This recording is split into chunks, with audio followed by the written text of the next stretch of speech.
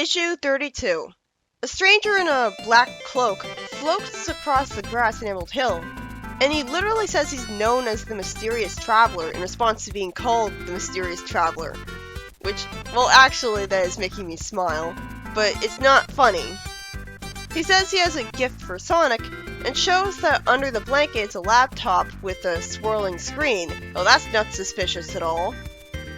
It literally looks like it's been taken over by a virus. He says that Sonic jumping onto the monitor will make him gain mega coolness. It's weird to see some menacing black cloaked figure use such informal phrasing. Sonic says he doesn't need that coolness, and correctly guesses out of genre savviness that he's an agent of Eggman.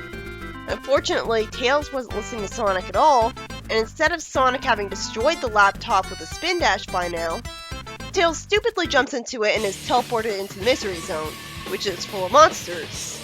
Sonic goes in and is told that Eggman could only free the deadliest monster from the Misery Zone if someone took its place, for some reason. And that was Tails. So Sonic, he's not in the Misery Zone. He fights a foe that's called Unbeatable, and he's told that the monster's pollute breath will destroy the zone. Sonic says he can still send the monster back, and before it could destroy everything, he does so. Why didn't the monster get commanded to destroy the portal to the Misery Zone before this? The unbeatable foe was already in the process of releasing its destroying blast when it was warped back home, and this causes it to unleash that blast on the monsters there. Fortunately, because the monitor worked by replacing, Tails was replaced by that monster again and was sent out of the zone before it could be destroyed. That could have gone horribly wrong. Sonic says that he was actually saving Emerald Hill Zone, and is about to say that saving Tails was a bonus, but then says casually that it wasn't even that. Seriously. That's a horrible thing to say! My god. How does this guy even have any friends anymore? This really looks like a scenario where Tails only admires him and puts up with him because he's this little kid in Stockholm Syndrome. And when he gets old, he'll start to realize his abuse and hate his guts. That'll never happen, though.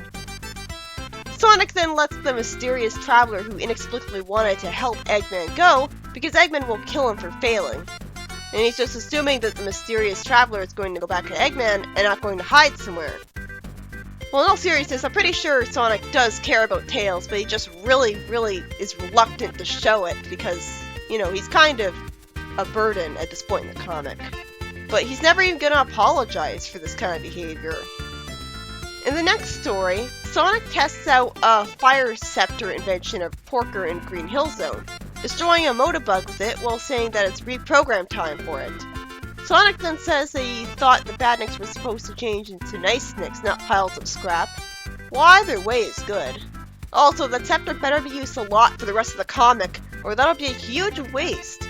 I'd rather Johnny use that thing than whatever he uses as a weapon. Metal staff, I guess? A repair squad is sent to Green Hill Zone by a robot, and a lot of panels are wasted on people I don't care about going to repair them. They notice right away that the Motobugs were infected by a Nice Nick computer virus that the bad guys immediately know the name of somehow. I guess they already have experience with it. And all the Badniks of the Badniks have been erased. One of them says it'll take ages to reprogram evilness into them, but then does so almost immediately with his hammer alone with no indication of a time skip. But some of the nice Badniks escape, at least, so it's not all bad. As I again have to wonder why these Mobians are happily working for Eggman, one of them destroys one of the robots working for them as a punishment for letting the Nice Nicks go. Lou String wrote the first story, and it was about a mysterious black-cloaked stranger who wouldn't be out of place in the Nameless Zone, inexplicably helping Eggman by sending Tails into a monster-filled zone in exchange for an unbeatable foe, which threatens to destroy Emerald Hill. But Sonic sends it back and thus gets Tails back as well, because the monster stranger didn't think to destroy the portal before it could be used again. I don't see why Tails would have to, I don't see why the replacing thing was necessary. Mark Isles wrote the second story, and it was about Porker making a fire scepter that would not just destroy Badniks, but also infect them with the Nice Nick virus, which was only magically gotten rid of for some of the Badniks, as a Killjoy Badnik repair squad failed to delete the virus from some of them before they could escape. It's an interesting concept in theory, I like it. Reminds me of when Rotor made a Badnik good in the Death Egg Madness. So it's not going to look good for the Fleetway comic, that the Nice Nick concept is only going to be really used in the Death Egg madness in Archie. Well, we're barely ever going to see the Nice Nick concept here. Though it is another thing that predates the Archie comic, but they're not badniks without animals inside them, so wrong terminology there. Honestly, I hated the story. I couldn't give less of a shit about those characters. It was alright, I just hate how Tails ignored Sonic when he respects him, and went into the portal anyways. He couldn't go 10 issues without getting himself into trouble. Really, Sonic having friends seems to be more trouble than it's worth here because it just gets Tails in serious danger from association with them. Though we'd have probably died by now without being able to fly thanks to Tails' tails.